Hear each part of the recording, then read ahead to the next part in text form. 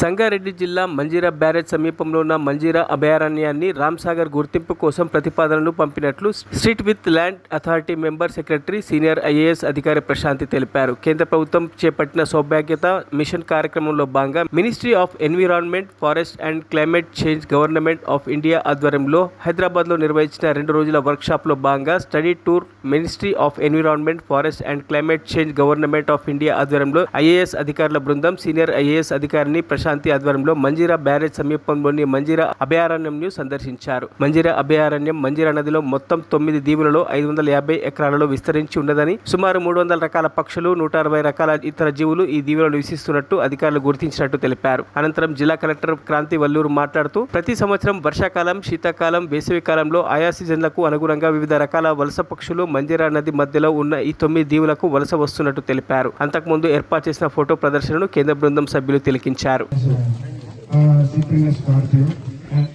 There are about 57 species in this Manjira reservoir, which belongs to 42 genera and 20 families and 11 orders. And mostly of these. This is oldest one, sir.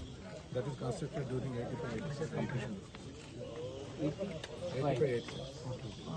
And this one? Weavers, visit this Bengal weaver, streak weaver, pie weavers, all 3 weavers in place. Buntings, this is another very highlight feature, red-headed bunting and black-headed bunting. They come in thousands during winter. In the surrounding.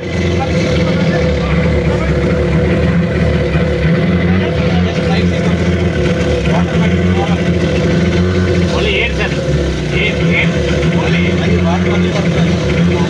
అక్కడ air form అవుతాయి కదా, air heater.